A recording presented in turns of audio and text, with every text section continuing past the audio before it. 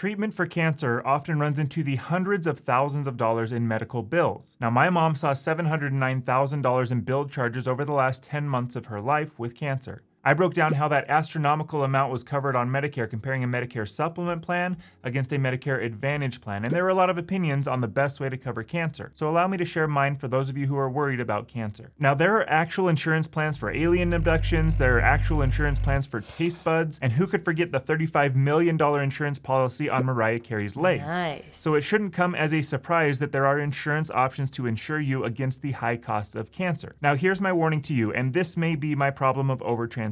When you live in the insurance space like I do, it is easy to fall into a trap of trying to over-insure you, getting you to buy more and more insurance for every conceivable thing that could go wrong. This happens for two reasons. Number one, as our sample size of people that we help grows, we become more exposed to seeing people hit with medical catastrophes, and we recognize that it would have been nice if those select individuals had a protection of something that we could offer. The second reason, and it's no secret, that the more insurance an agent is able to give you, the more that agent makes in commission. So my purpose in this video is not to try and convince you that you should run out and buy a cancer policy right now. These are not for everyone. It's to show you how these plans work and some smart ways to use them if they fit in your plan. If cancer strikes, your out-of-pocket costs for hospital and medical care will be somewhere around $5,000 per year if you go the typical Supplement Plan G route. This is using national averages and assuming that you are getting Medicare-approved treatment and visiting providers that participate with Medicare. These costs are made up by your supplement plan premiums, your Medicare Part B premiums, the Part B deductible, Part D premiums, and any dental or vision plan premiums that you may have. Now, with an Advantage plan, the cost will be somewhere around $7,000 per year, again using national averages with the Part B monthly premiums and a $5,000 maximum out-of-pocket. Given that cancer treatments often span more than 1 year, you're more than likely looking at least double these numbers in each scenario. And this is all assuming that you receive care where you live. Neither plan will cover experimental trials.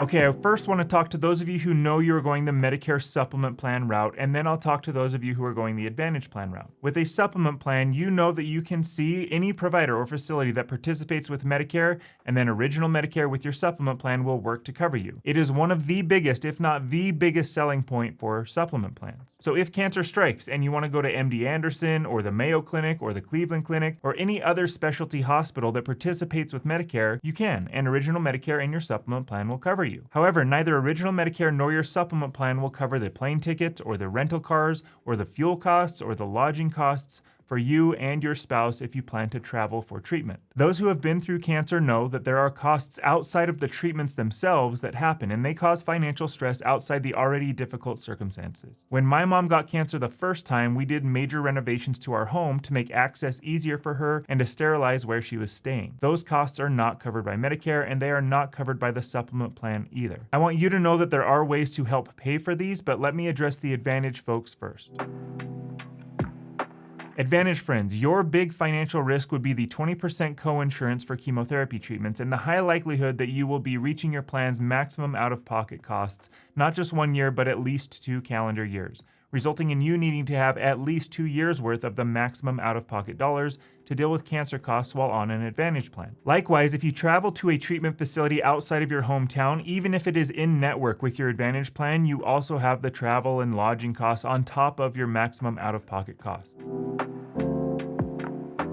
The first unique part about these plans is that they are available at pretty much any age. Most of our videos are made for those who are approaching retirement, but for those who are younger than 65, you can pick these up if you're worried about cancer. They are built around you setting your coverage amounts that you want to have. The companies offering these often have coverage levels that you can choose from, and it is a dollar amount for every X number of dollars, something like $5,000, $10,000, and up in steps of $5,000 for additional coverage, or whatever the steps the insurance company offers. So you pick how much you feel comfortable with, and then there's a monthly premium that you pay for that. Call it $15 a month for every $5,000 of coverage that you want. That's not an actual quote. Quotes will depend on where you live and your age, but it is an example. These premiums are locked in, so unlike supplement plan premiums that rise with your age, once you get this plan, the premiums are set for life. Now, should cancer hit, the insurance company sends you a check for your coverage amount, and moving forward, we'll say we got a $10,000 plan. So let's go back to our supplement plan friends and Advantage friends and talk about how each could use a cancer policy. Well, for supplement friends, if if you would want to travel to get treatment, you can use those dollars for your travel expenses, your plane tickets, your lodging, or anything else.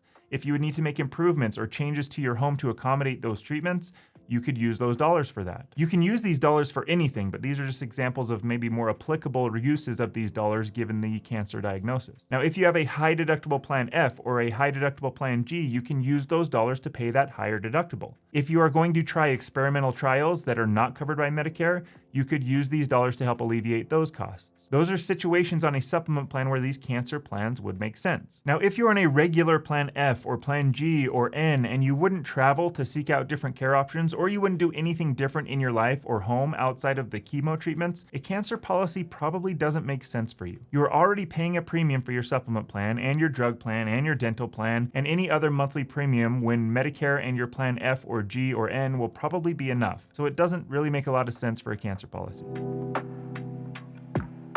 All right, let's move over to the Advantage plan side again, and this is where I feel like cancer policy makes even more sense. Hitting that maximum out of pocket is the risk, and if you get cancer, you're going to hit it. With these cancer policies, setting your coverage limit to be about twice your yearly maximum out of pocket is what makes sense to me. Again, if cancer treatments start in September and they continue into the next year, you're hitting your maximum out of pocket for both years. So if your Advantage plan maximum out of pocket is, say, $5,000, a $10,000 cancer plan makes the maximum out of pocket for those 2 years covered through this plan. You can always get more than double your max out of pocket if you're worried about other things, like a similar logic here around those dollars for travel costs or home improvements or whatever else you would want those dollars for. But again, the point here is not to over-insure you. There's no sense in paying more money to get more insurance that you don't really need. Now, most people on an Advantage plan are paying $0 in premiums for the Advantage plan itself. So a small monthly premium to take away some of the financial risk of hitting that max out of pocket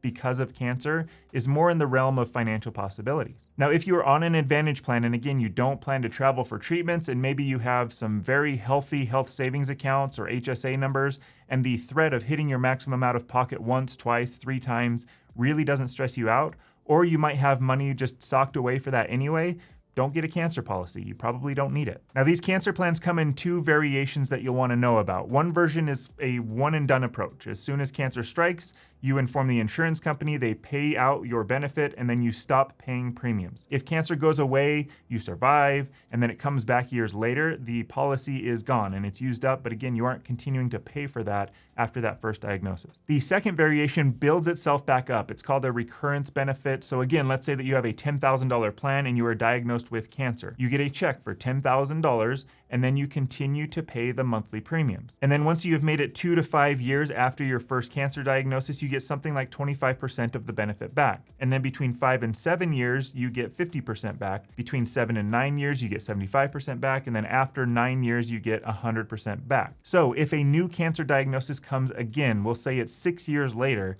the plan has built itself back up to 50%, and then they would pay you $5,000 this time. As you can imagine, the costs of the build back options are slightly higher, but the difference really isn't that much. A plan that I looked at was a difference of $14.70 per year more for the build back option compared to the one and done. That's $1.20 more per month. Okay, my secret code word is coming up after this next part. As I mentioned before, these are not for everybody. If you don't need one of these, at least now you know about them. And if you have a family history of cancer or you are worried about the situations and the costs that we covered in this video, you can contact me at theretirementnerds.com, or my email is in the description of every video. Reach out and my partners can go over the specifics of these plans for you and your circumstances in more detail. All right, if you made it this far, in the comments, any mention of ice cream will be our little secret to confuse everyone else who didn't watch the full video and are reading through the comments. It could be your favorite flavor or the fact that you avoid it because of a lactose intolerance. My favorite ice cream flavor of all time is called cinnamon graham cracker from Handel's. If you haven't seen the total cost breakdown of the $709,000 in bills for my mom, that video is right here.